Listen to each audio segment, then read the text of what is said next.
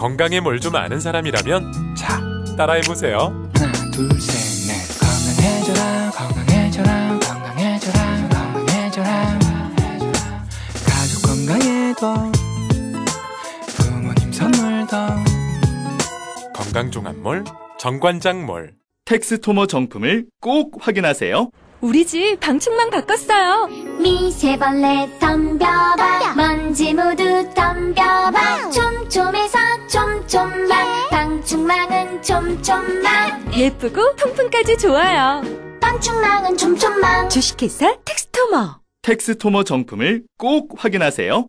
우리 집 방충망 바꿨어요. 미세벌레 덤벼봐 먼지 모두 덤벼봐 촘촘해서 촘촘만 방충망은 촘촘만 예쁘고 통풍까지 좋아요. 방충망은 촘촘만 주식회사 텍스토머.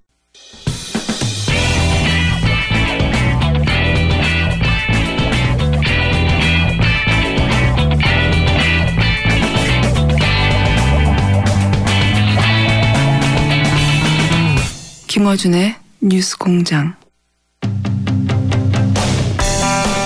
지난 25일 사드 배치 철회 미국 평화시민대표단이 입국을 했습니다. 많은 분들이 잘 모르실 텐데, 그래서 오늘 저희 뉴스공장은 미국 평화시민대표단 중에 두 분을 모셨어요. 지난 2012년과 2016년 미국 대선 녹색당 대통령 후보였던 질 스타인치. 안녕하세요. Hi. 네. 안녕하십니까. 여기에 오게 돼서 너무 영광입니다. 네, 감사합니다. 그리고 미국 여성평화단체 코드 핑크의 대표 메데안 벤자민 씨도 나오셨습니다. 안녕하세요. Hello. 안녕하십니까. 여기 오게 돼서 아주 기쁩니다. 첫 번째 질문을 드릴게요. 우선 미국 시민평화대표단을 파견한 것이 이제 태스크포스라는 이름을 불린다고 하는데, 이게 1년 전에 결성된 연대기구라고 들었어요. 이 기구가 어떤 활동을 하는 것인지 좀 소개해 주십시오. 사드라는 이야기를 들으면 들으면 그 어떤 남자 이름 생각할 거예요. 그만큼 사드는 알려지지 않은 거예요, 미국에서. 그렇기 때문에 이 그룹의 가장 중요한 역할은 왜 사드가 한국 사람들한테 불필요한가? 그리고 왜 사드가 종국에는 우리 세계의 평화에 불필요한가? 그런 것을 알려내는 가장 기본적인 교육을 하는 것을 지향하는 그룹입니다. 알겠습니다. 자, 그럼 이번에 한국에 오신 이유는 정확하게 뭔가요? 제가 여기 오게 된 이유는 사실은 우리 여기 성주의 싸움이 세계 전 지역에서 일어나는 굉장히 힘든 많은 싸움의 하나의 심볼이나 대표적인 사례라고 생각하기 때문입니다. 제가 여기에 예전에 그 녹색당의 대선 후보로 정치인으로도 왔지만 하지만 또 제가 심심찮게 여기서 지금 계속 저를 대표하는 말로 얘기하는 것은 화난 엄마. 예, 왜냐하면은 우리의 미래가 사드는 끊임없이 증강되는 군비 경쟁이나 핵무기에 대한 위기 상황은 우리의 전체 미래가 달려있기 때문입니다. 알겠습니다. 이번에는 이제 질 스타인 씨에게 그 사드와 관련해서 발언한 적이 있어서 제가 그 관련 질문을 드리겠는데, 이런 말씀하셨어요. 성주에서는 성견평가가 없었다. 성주의 사드 배치는 생체 실험이다. 라는 표현이 있었는데, 제가 알기로는 하버드 의대를 졸업하신 내과 전문의로 알고 있는데, 사드가 인체에 어떤 영향을 미친다고 전문가로서 판단하길래 그런 말씀하신 건지?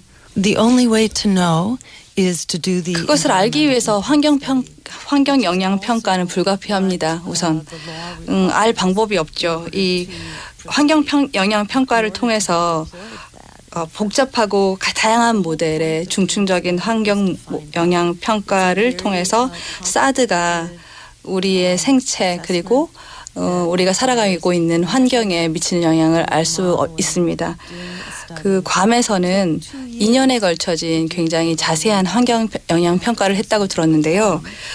성주 군민들 그리고 성주 군민들의 건강도 그만큼 보호되고 그만큼 존중되어야 한다고 생각합니다. 미국 군 장비 사용 설명서에 의하면 사드에 노출되면 일정 정도의 거리에서 노출되면 이 내장 기관이 화상을 입는 것처럼 그러니까 우리가 그 전자오븐 전자 마이크로 오븐 마이크로 오븐에서 뭘 음식 고기 넣으면 화상 입는 것 다 익는 것처럼 그렇게 된다는 이야기가 있습니다. 그렇기 때문에 인체에 어떤 영향을 미치는지 알려면 정말 자세하고 꼼꼼한 환경 영향 평가가 필수 불가결한 조건입니다. 그리고 다시 한번 얘기 드리지만 한국민들은 환경 영향 평가를 우선 받아야 할 존중을 받아야 할 권리가 있습니다. 알겠습니다. 이번에는 메디아 벤자민 씨한테 여쭤보고 싶은데요. 트럼프 정부에 대해서 이런 말씀하셨어요.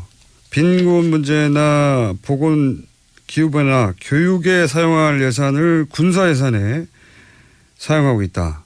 이런 주장을 하셨는데 이거 좀 설명해 주십시오. 한국 분들이 이제 미국 사회를 볼 때는 굉장히 부자 나라라고 생각이 되게 쉬운데요.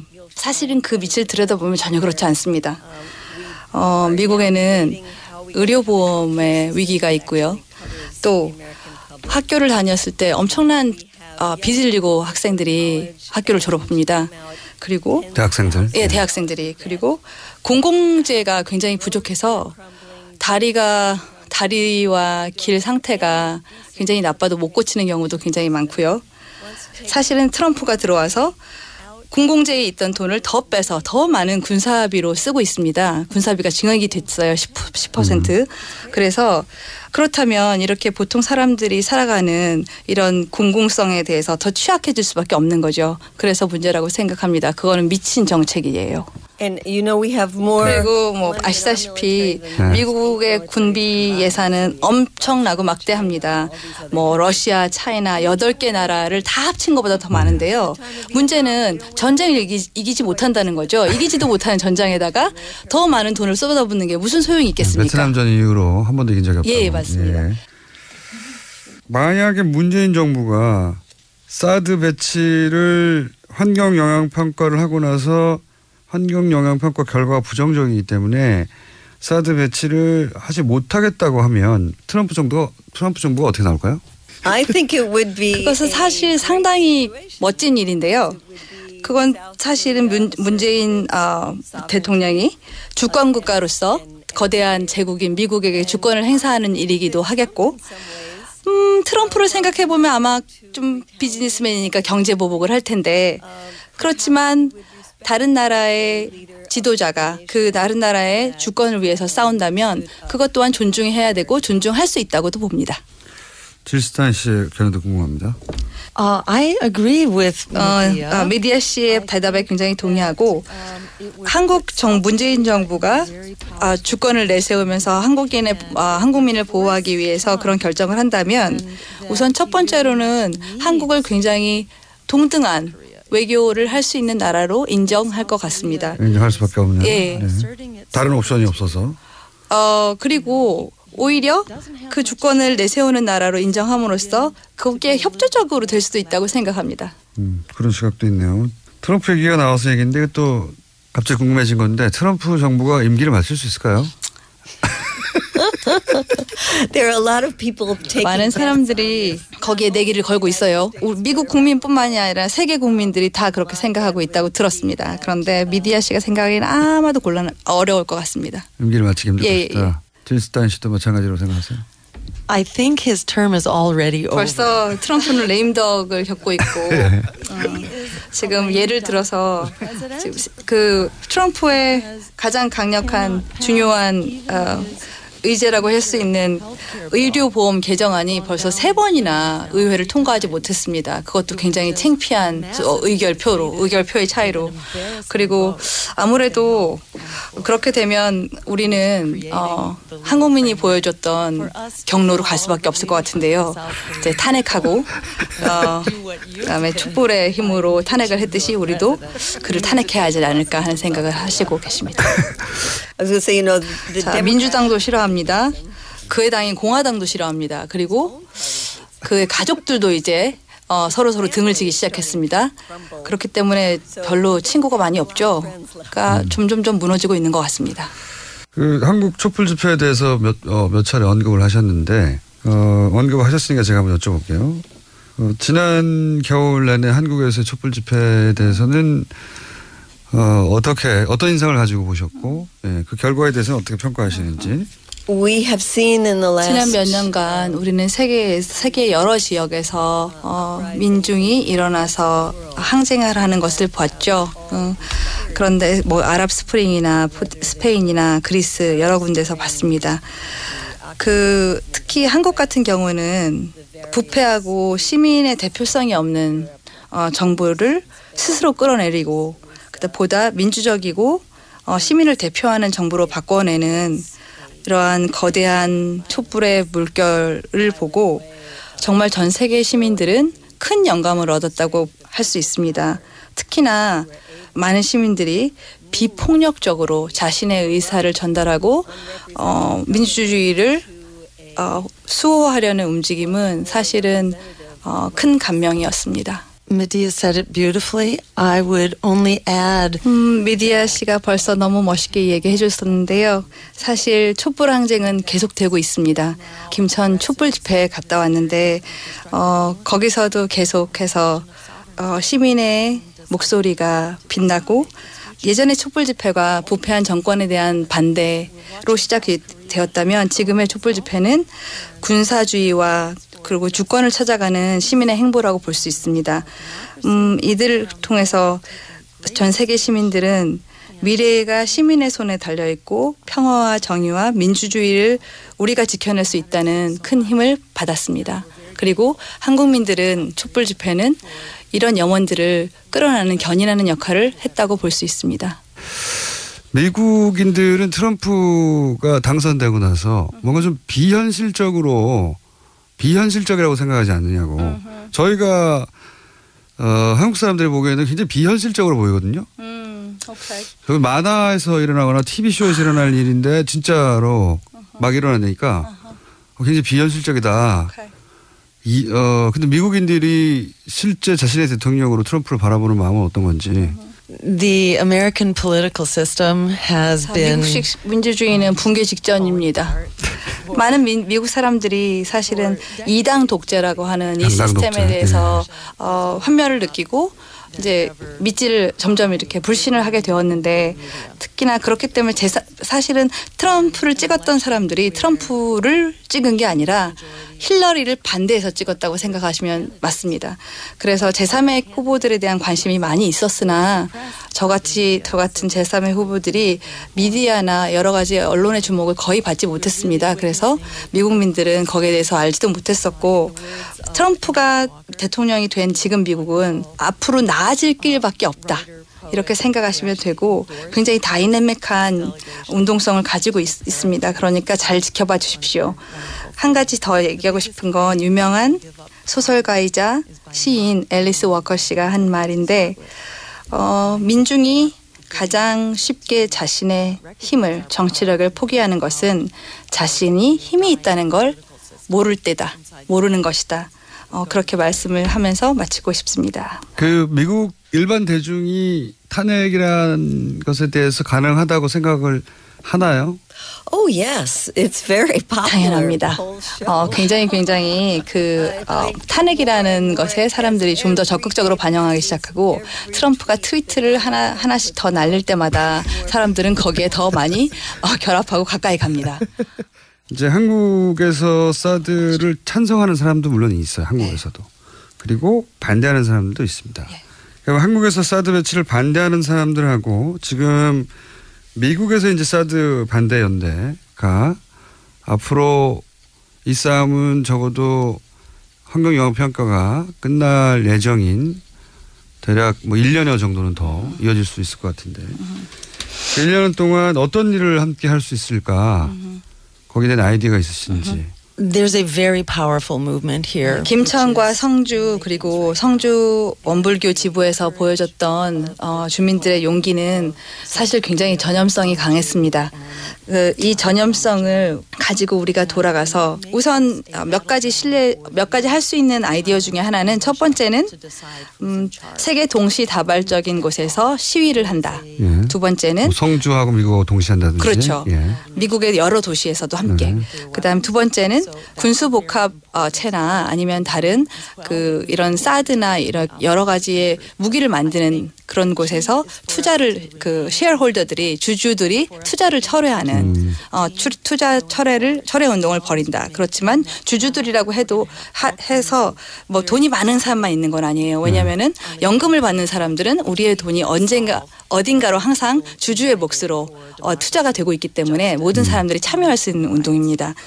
자, 오늘 말씀 감사하고요. 그러면 여기까지 하겠습니다. 지금까지 사드 배치 철회 미국 평화시민 대표회 질 스타인 씨 그리고 메데아 벤자민 씨였습니다. 감사합니다. Thank you so much. 감사합니다. Thank you so much. It's great to be on with such a famous person.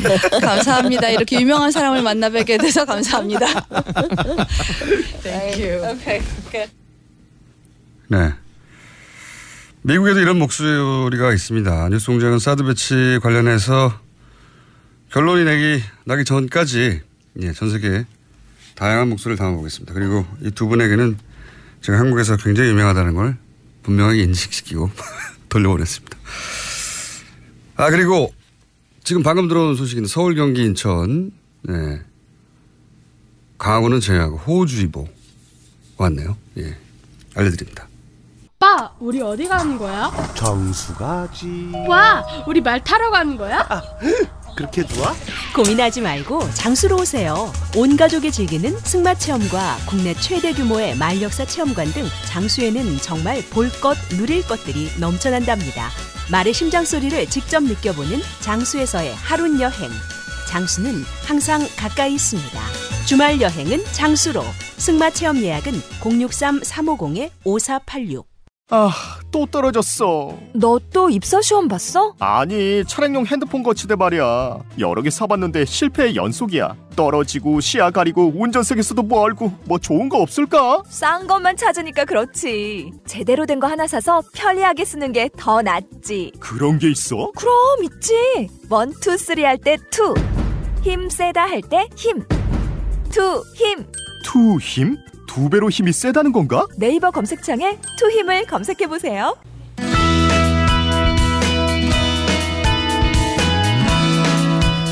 북한의 ICBM급 미사일 도발을 계기로 미사일 지침 개정 협상을 개시하기로 했습니다. 이게 어떤 의미일까요? 경남대 극동문제연구소 김동엽 교수님 모셨습니다. 안녕하십니까? 예, 안녕하십니까? 직접 스튜디오 나오셨는데 저는 아니 이런 시간에 여기까지 직접 나오셨나 했더니 바로 앞에 JTBC 갔다가 가까워서 코앞이거든요. 건물이. 예. 뛰어오면 약 2분 정도 걸립니다. 뛰어오셨습니까? 늦었습니다. 네, 약속한 시간보다 늦게 오셨는데 자, 첫 번째 질문은 그 미사일 지침 개정 얘기하기 전에 일단 북한의 노림수는 뭐라고 보십니까? 군에 계셨던 분으로서. 김일성 그러니까 핵을 만드는 이유 그리고 지금 이제 계속 미사일을 쏘는 이유가 조금 다를 수는 있는데 큰 틀에서 놓고 보면 김일성 때, 김정일 때와 김정은 때는 조금 다르다고 봅니다. 그 당시에는 딜을 하는 어떤 협상의 조건, 그다음에 지렛대로 사용했는데, 카드로 사용했다고 이렇게 볼 수도 있지만 지금 김정은 시기 때는 명백히 보면 생존 그 자체, 그러니까 보유 그 자체를 갖고 가고 있는 것 같아요. 저는 이거를 딜을 해서 양보를 하겠다는 개념보다는 이 지금 북한이 갖고 있는 어떤 자신들의 안보적 위협, 우려 이런 상황보다는 영구적으로 보유국이 되겠다라고 해서 최소한의 자신들의 안전을 보장할 수 있는 최소한의 핵 억지력, 그 핵탄두는 보유하고 가겠다라고 하고 그것을 인정해 달라. 그러면 사용하지 않겠다. 그러니까 어떻게 보면 미국과 인도 방식이라고 해야 될 수도 있겠고요. 이런 것들을 통해서 자신들의 어떤 생존, 정권의 영과 이런 것을 추구하고 있는 것이 아닌가라고 생각을 하고 있습니다. 예. 그 소위 서방 국가가 핵을 먼저 보유한 다음에 중국이나 다른 나라들이 핵을 보유하는 과정을 보면 비슷했어요, 사실. 그렇죠. 못하게 하는데도 예. 억지로 개발해 갔죠. 예. 북한도 그 코스로 지난 한 15년, 20년간 걸어왔고 이제는 사실상 핵 보유국이라고 선언하는 거죠, 사실은. 본인들은 예. 선언했고 헌법에까지 지금 뭐 명시하고 있기 때문에. 예. 예. 사실상 핵 보유국이고 우리나라는 핵 보유국이라고 사실 인정하는 기사나 내용은 별로 없는데 그 뭐 서방에서 보면 핵 보유국을 인정해야 된다고 하는 예. 그런 주장들도 많이 나옵니다. 예. 자, 협상력을 극대화하기 위한 거다. 핵 보유국이 됐다. 그리고 협상이라기보다는 한판 대결이죠. 어쩌면 이게 협상이 될 수도 있고 뭐 다른 것도 될 수 있으니까 단순히 협상이라는 딜을 하기 위한 어떤 칩으로 보기는 좀 어려울 것 같습니다. 지렛대 이상으로 예, 핵 보유국임을 선언하기 위한 것이다. 또 하나는 이제 북한 얘기하면 항상 중국 얘기 나오는데요.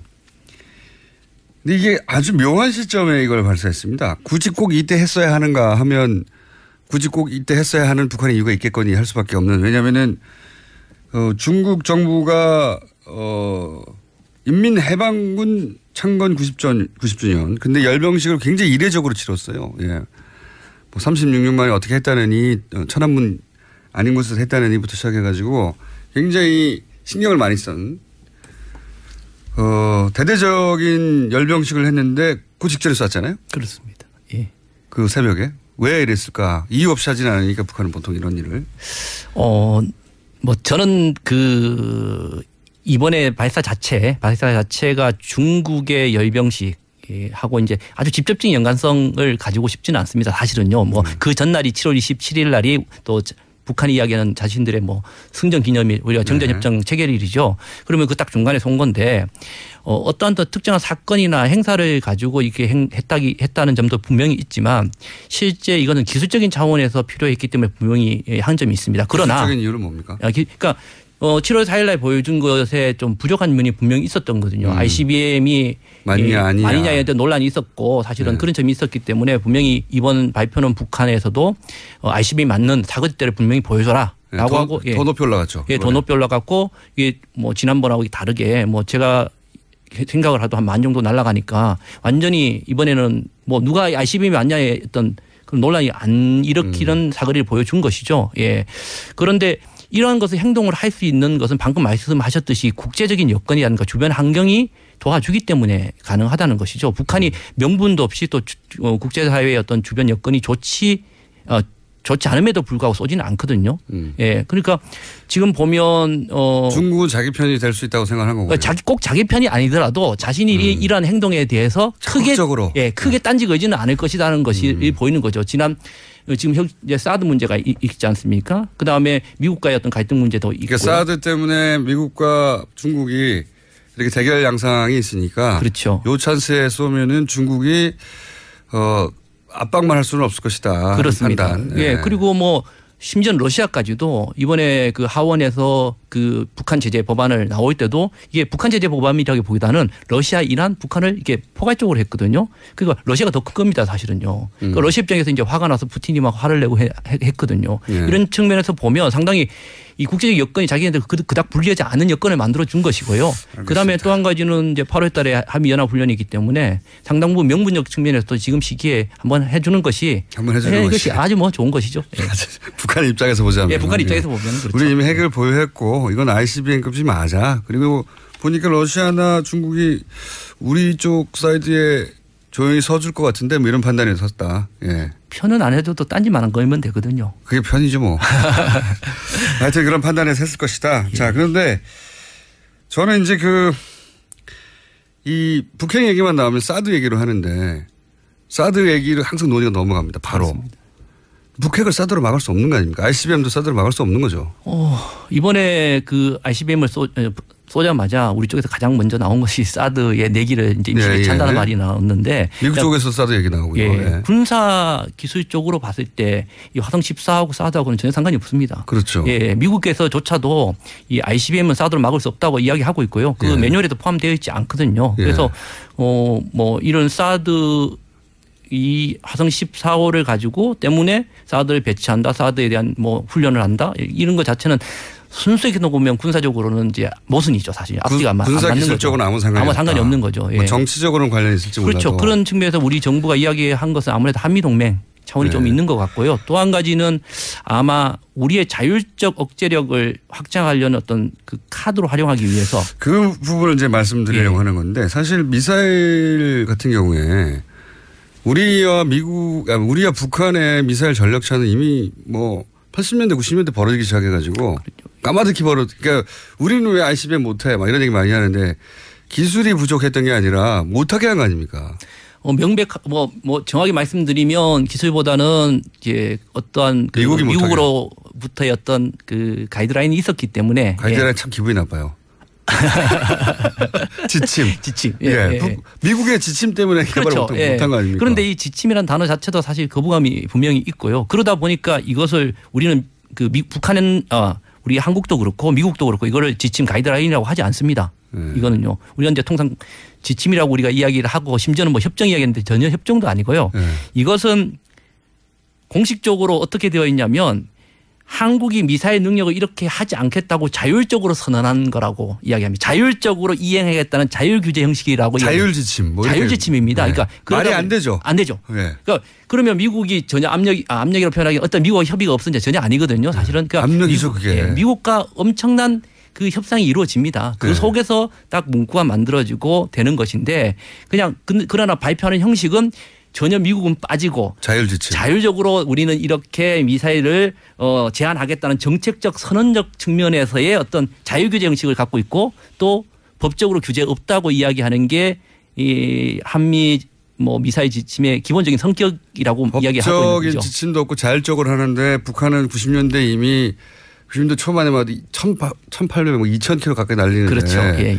우리는 180km 날리고 지금 10,000km 날린다는 상황에서 우리는 800km가 한계잖아요. 그렇습니다. 이거는 기술의 문제가 아니라 진작에 개발했겠죠. 냅뒀으면은 진작에. 그런데 이 소위 지침, 자율지침 때문에 개발을 못한 것이고 이 기회에 거기 앞에 싣는 탄두의 무게도 제한하지 않습니까? 너무 파괴력이 큰 건 못하게 하고 멀리도 못 날아가게 하고 이게 미국의 지침 아닙니까? 지침. 명분상으로는 우리끼리 지침인데 실제로는 미국의 요구사항이지 않습니까? 그래서 저는 사실 이런 얘기가 나오면 북한의 미사일 능력이 이렇게 계속 올라가면 우리도 자체적으로 이런 미사일 능력을 계속 전력을 보강해야 되는 이런 목소리가 나와야 되잖아요. 당연히. 당연히 나와야 된다고 생각합니다. 이것은 어떤 이때까지 정치적으로 물속에서만 할 것이 아니라. 물속이요? 제가 해군입니다. 그렇죠. 해군 출신이죠. 좀 군내뿐만 아니라 우리 사회에서 이 문제에 대해서는 또 자주적인 어떤 억제력 차원에서 좀 자신감 있는 목소리가 분명히 나와야 된다 생각하고 있고요. 지금 사실 말씀하신 대로 이 한미 미사일 지침을 쭉 보면 70년대 말에 79년도에 백곰 사업을 우리가 이제 사실 어떻게 몰래 했습니다. 해서 몰래 한 거죠. 사실 박 대통령이 있을 때 몰래 해서 이걸 성공해서 미국이 화들짝 놀라면서 이것을 사실은 못하게 한 것의 시작점이 바로 이 지침이 된 겁니다. 이때는 지침이라기보다는 좀 이제 서한으로 좀 이렇게 보내서 하지했고 그것이 이제 90년대에 이루어서 이런 사안이 이제 합의 사안이죠. 지침 사안이 가서 이것이 180km에 묶여 있었던 겁니다. 그러나 이제 그 이후에 이제 90년대 말에 북한이 이제 대포동을 쏘고 하기 때문에 우리가 이제 계속적으로 조금씩 늘렸죠. 300km. 사실은 내부적으로 계속적으로 만들고 있었어요. 만들고 있어서 이제 그것이 2001년도에 이제 소위 말해서 1차 개정을 하게 됩니다. 그래서 1차 개정을 할 때 이제 김대중 대통령 때 500km까지 해달라라고 이제 저희가 요구를 했었죠. 500km 다 그러니까 그때는 사실 내부적으로 500km 미사일을 벌써 가지고 있는 상태에서 딜을 한 거예요, 사실은요. 근데 이제 그 1차 개정에서는 300km. 300km까지. 300km면요. 서울 휴전선에서 쏴도 한경도까지 날아가지도 않아요. 한경북도는. 북한 전역이 커버되지도 않는 거예요. 그러니까 이제 평양이라는 것을 이제 중심으로 놓고 한 거죠. 그래서 계속적으로 저희들이 이것을 미사일 기지가 평양에 없으면 어떡합니까? 북한에 말도 안 되는. 그래서 이제 계속적으로 요구를 해오다가 2012년에 이제 2차 개정을 하게 됩니다. 그때도 이제 저희가 1000km 네, 요구를 했는데 800km를 됐고. 왜냐하면 제주도로부터 북한 끝까지 쏠 수 있어야 한다. 아니요, 제주도 근데 안 됐기 때문에 이제 네. 남쪽 끝단부터 이제 해서 보면 신우주부터 이제 포함이 됩니다. 그런데 이제 왜 800km만 끊었느냐라고 이제 보면 아마 이제 중국의 겁니다. 아마 우리 쪽에서 이 베이징까지 거리가 한 950km 정도 되기 때문에 1000km가 그 어떤 주변국의 어떤 오해라든가 그런 것들이 그게 미국의 항상 명분이었죠. 예, 명분이었죠, 사실은요. 예. 중국을 장악해서는 안 된다. 예. 중국은 10,000km 날아가는데요. 우리 이 명분을 내세워서 그렇게 못하게 하더니 자기들은 사드를 배치해서 중국하고 지금 난리가 나는 거 아닙니까? 예. 지금 그걸 한국에다 배치해가지고. 이 한미 미사일 지침 자체가 아까 앞서 말씀드렸듯이 우리가 자율적인 규제 형식, 그러니까 뭐 법적인 것이 없는 정책적 선언이라는 것은요. 한편으로 보면 거짓말이죠, 거짓말. 예, 미국 입장에서 보면 우리가 미국이 이렇게 좋게 설명을 하면 미국 입장에서는 비확산, 그러니까 이런 무기 체계가 확산되는 것을 방지를 하는 차원에서 자신들이 대신 자기들 무기를 사라. 그렇죠. 예, 그렇죠. 예. 니네가 개발하지 말고 기술력은 있지만 개발하지 말고 왜냐하면 중국 자극하니까 우리 거 사 그냥. 예. 우리가 봐줄게 이거 아닙니까? 그러니까 숨겨진 모습은 그거죠. 사실은요. 자신들의 무기에 관련된 가장 컸지만 겉으로 드러난 것은 비확산에 관련된 문제를 통해서 우리는 비확산에 대한 것을 너희는 지켜주면 우리가 보호해 주겠다라고 우리 명분을 팔아주고 팔아주고 이런 그림을 그렸던 거죠, 사실은요. 기본 구도가 여기인데요. 자, 이 주제는 저희가 이제 잠깐 맛배기를 했고요. 이번 주뿐만 아니라 앞으로 좀 다뤄볼까 합니다. 예. 네, 오늘 인사 정도 나오신 거고 더군다나 JTBC를 가시는 바람에 시간이 왕창 줄었고요. 알려주면 좀 길게 나눴을 텐데 오늘 여기까지 하고 저희가 또 모실까 합니다. 이 문제에 관해서는. 왜냐하면 북핵 얘기만 나오면 사드 얘기만 하는데 실제로 말씀하셨듯이 사드는 북핵을 막을 수도 없는데 ICBM 막을 수도 없는데 사드 얘기만 하잖아요. 실질적인 얘기를 하자. 예, 진짜 얘기를. 그 뒤에 있는 이야기를. 맞습니다. 예. 어쨌든 많이 걱정하시는 분들이 이 개정 협정이 아니고 미사일 지침에 대해서 중국 걱정을 많이 하시는데요. 아니 사드 갖다 놓고 이거 걱정할 생각이 아니거든요. 그러니까요. 사드 갖다 놓고 이거 걱정할 생각은 저는 아니라고 생각합니다. 그건 미국이 70년대 내서 해온 명분이었어요. 중국을 자극하지 말라고. 중국을 자극한 정도가 아니라 지금 막 찌르고 있으면서. 그래서 사드 논의에서 북핵 문제에서 사드 논의 계속 말씀하셨지만 논의를 우리가 좀 그러니까 오히려 벗어나기 위해서라도 이 문제가 조금 목소리가 나와야 되지 않겠는가 좀 뭘까요? 북핵과 사드를 이거로 놓고 보지 마라. 그렇죠. 별개의 논의가 얼마든지 있다. 그 얘기를 좀 시작해 봤고요. 좀 더 본격적으로 앞으로 다뤄보겠습니다. 다음부터는 저희한테 먼저 주십시오. 지금까지 경남대 극동문제연구소 김동엽 교수님이었습니다. 감사합니다. 예, 감사합니다. 시간이 짧아서 아쉬웠습니다.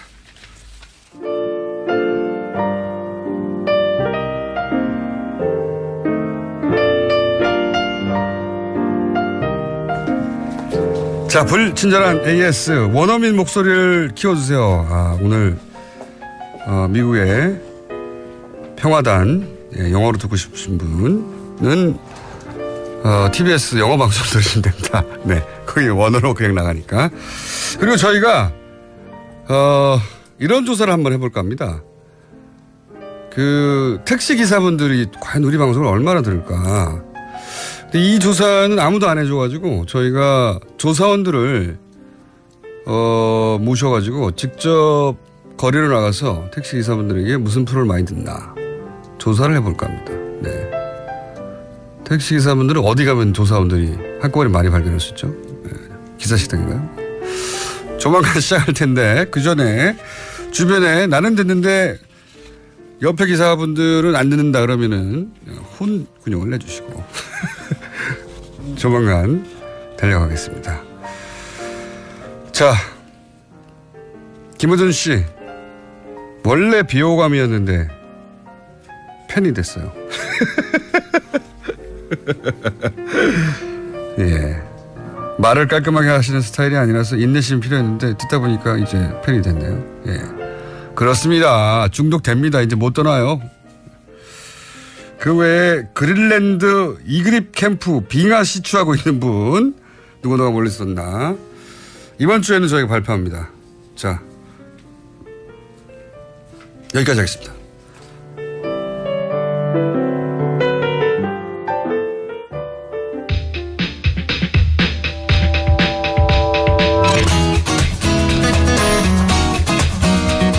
임상훈 소장님, 임문결 소장님 나오셨습니다. 안녕하십니까? 네, 안녕하십니까? 자, 오늘 뭡니까? 오늘은 그 시간이 많진 않지만 항상 많지 않았어요. 예, 많을 때는 다른 얘기로 세고 예. 시간이 별로 부족한데 어쨌든 하고자 했던 얘기가 세 가지가 있는데 예. 요약을 해서 말씀을 하나씩 드리기로 하겠습니다. 첫 번째로 우리 앞에서 계속 다뤄주셨습니다마는 지난주 금요일이었죠. 북한이 미사일 도발을 했는데.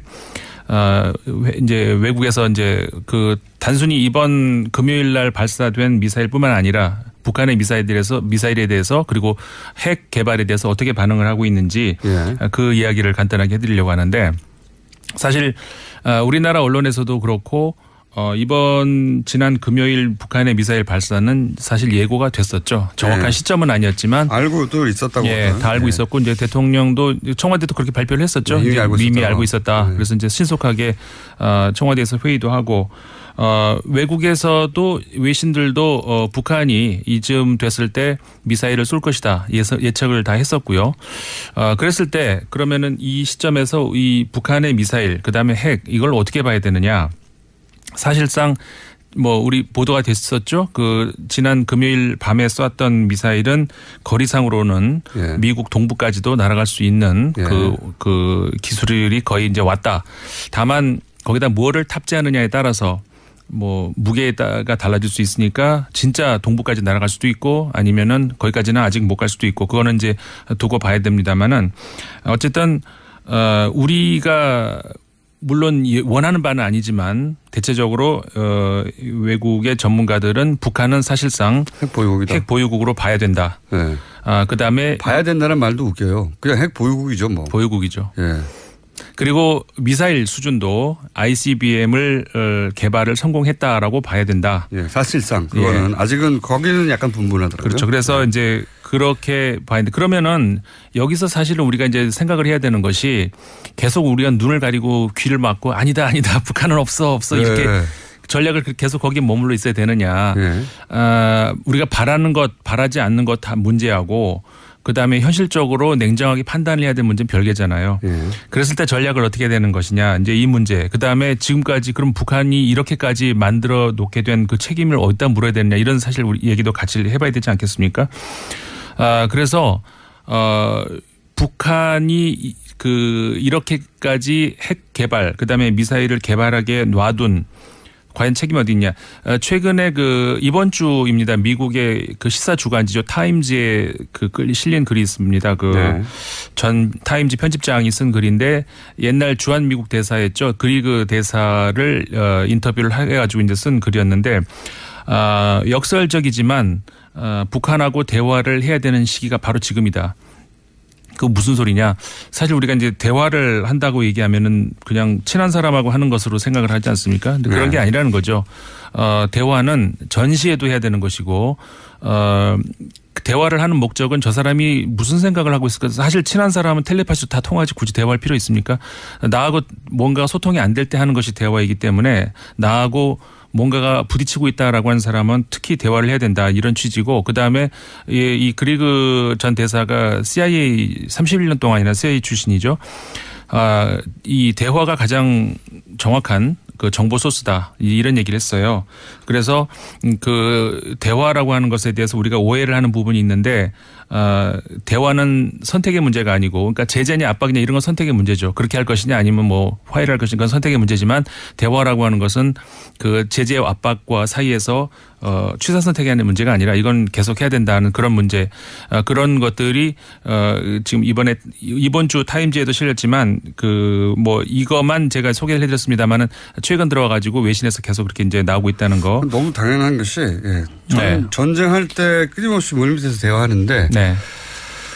우리나라 정부뿐만이 아니라 미국도 지금 완전 차단이 돼 있어요 북한하고. 그러니까 북한 지난 10년간 보수 정권에서 특히 이제 박근혜 정권 들어와서는 완전한 차단이 이루어졌거든요. 완전한 차단. 그래서 설마 뭐 한 라인 하나 정도는 있겠지 생각하시는 분도 있는데 없어요. 예. 없기 때문에 북한과에 대한은 지금은 군사분계선에서 확성기로 합니다. 그렇죠. 네. 이게 지금 상황이 그렇게 만들었어요. 맞습니다. 그다음에 그러니까 그런 대화의 경우는 말이 되나, 진짜. 우리 한 9년 동안에 이제 우리 정부도 책임이 있는 것이고 사실상 그다음에 그 북한의 핵 개발 그다음에 미사일 개발은 우리 정부 책임이라기보다는 미국 정부의 책임이라고 봐야 되는 것이죠. 그게 아주 큰데 그 얘기는 너무 긴 이야기이기 때문에. 네. 그러니까 2003년 이후로 그러니까 2002년도에 악의 축이라고 이제 이야기를 했죠. 부시 대통령이. 그러면서 2003년 이후로 완전히 북한과의 모든 어떤 그런 대화가 단절이 되고 이렇게 되면서 결국은 여기까지 온 건데 그 책임은 어쨌든 간에 미국 정부에 물을 수밖에 없고요. 사실 과거에 64년도였었죠. 64년도에도 비슷한 일이 있었습니다. 그때는 중국이었는데 중국이 처음 핵실험을 할 때도 대만이 난리가 났었죠. 이거는 군사 조치를 해야 되는 거 아니냐. 하지만 미국이 그때도 할 수가 없었죠. 어떻게 군사 조치를 하겠습니까? 전쟁인데요, 그러면. 예, 지난 24일자인데 그 프랑스의 레제코라는 신문이 있습니다. 그 신문에서 이제 보도를 한 것이 이제 그것이었는데 50년 전에 그랬듯이 지금도 미국 역시 아무것도 할 수 있는 것이 없다. 결국은 군사 조치를 어떻게 하겠습니까? 할 수 있는 것은 없고 그 전에 그 압박하기 전에 이 사람들이 무슨 생각을 하고 있는지를 봤어야 되는데 그걸 놓친 것이 결국은 이렇게 실패로 온 것이고 뭐 감수를 해야 되겠습니다. 어떻게 하겠습니까? 여기서 다시 새로운 대책을 세워야 되는 것이고. 당시 미국의 중국 제재 대단했었어요. 대단했는데 다 안 통했죠, 결국은. 그건 통하지 않습니다. 그런 거는. 그리고 북한이 지금 2010년 이후로 지금까지 경제가 굉장히 성장하고 있어요. 오히려 압박 아무리 소용없습니다. 그런 식의 압박은 소용도 없고 오히려 작년 같은 경우도 경제 성장률이 굉장히 높아졌다는 우리나라 한국은행 발표도 있었죠. 그러면서도 핵 개발하고 제재가 결국은 통하지 않았다는 것을 우리가 인정을 할 수밖에 없다. 대화를 단절하고 제재하는 것으로 핵을 포기한 나라가 어디 있습니까? 그렇죠. 역사적으로도 없어요. 근데 그런 전략으로 일관했고요. 지금까지는 이제 대화를 재개하겠다는 건데 물론 대화만으로도 안 되니까 여러 가지를 동시로 사용해야 되겠죠. 네, 이 이야기는 앞으로도 계속 이제 이어나가야 될 이야기고. 그다음에 또 하나 제가 말씀을 드리려고 했던 거 이것도 우리나라에서 지금 굉장히 큰 이슈죠. 중재위원회가 이제 만들어졌고 탈원전 이야기. 그래서 이제 3개월 안에 어떤 대국민 토론회가 이제 열리게 될 것이고 그래서 어떻게 보면은 전문가들한테 맡길 문제가 아니고 진정한 주권자로서의 국민이 판단에 중심에 서야 된다. 그래서 이제 모든 국민들이 관심을 가져야 하는 그런 시점이라고 생각이 됩니다. 그래서 다양한 이야기들이 나오죠. 보수 언론에서도 나름대로의 분석과 비판과 이제 감시가 나오고 또 진보 언론에서도 그리고 뭐 시민단체에서도 많이 나오는데 최근에 중국 그리고 일본, 러시아 이런 나라들이 원전을 굉장히 강화하고 있고 그러는 우리나라가 이제 그 와중에서 원전 강국이었는데 이걸 우리가 다 포기하는 것 아니냐. 이렇게 이런 마당에 다른 수출은 어떻게 하겠느냐. 이런 이제 비판들이 나옵니다. 근데 중국이 워낙 큰 나라이기 때문에 당연히 원전을 지금 많이 확산을 하고 있죠. 그것도 하고 있는 건 맞습니다만은 동시에 태양광, 재생에너지. 예, 재생에너지 태양광 얘기했잖아요. 태양광에 투자하는 것이 세계 1위예요. 네. 미국이 원래 1위였는데 트럼프가 이러고 있는 사이에 중국이 넘어섰거든요. 그래서 우리 지난주에 이 태양광 패널을 어디다 설치할 수 있는가 이 얘기 많이 했었잖아요. 네. 중국에서 기발한 아이디어가 있어요. 지금 처음 생긴 건 아니지만 호수에다가 물 위에다가 이 패널을 쫙 띄우는 겁니다. 물 위에? 네, 물 위에. 그러면 정말 좋은 것이 이게 화이난시에서 있는 큰 호수에다가 이제 만든 예가 하나가 이제 미국 언론에 소개가 됐는데 호수에다 가면은 우리 지난주에 공장장님 우리 고기 먹으면서 그 얘기했었잖아요. 사막에 만들면 좋은데 모래가 덮으면 어떡하느냐. 네. 모래 쓸어내고 해야 되지 않겠냐. 물 위에는 그럴 일이 없죠. 그리고 물로 바로바로 닦아낼 수가 있고 먼지가 쌓일 일이 없습니다. 그리고 그러니까는 어떻게 성공했나요, 근데? 네, 그럼요. 거기서 주변 도시의 웬만한 소도시의 전기, 그러니까 민간인들 에어컨 켜고 뭐 이런 정도까지 다 확보될 정도의 전기가 확보가 된다 그래요. 그러니까 이 부분은 소장님, 네, 시간이 다 됐어요. 네, 그래서 중국의 태양광 에너지가 얼만큼 발전하고 있는지도 우리가 눈여겨봐야 된다 이런 얘기 드리고 싶습니다. 이 문제는 임상훈 소장님의 아젠다예요. 그래서 계속 완전 이야기는 해나갈 것 같습니다. 자, 인문연구소 임상훈 소장님이었습니다. 감사합니다. 네, 감사합니다. 김어준이었습니다. 내일 뵙겠습니다. 안녕.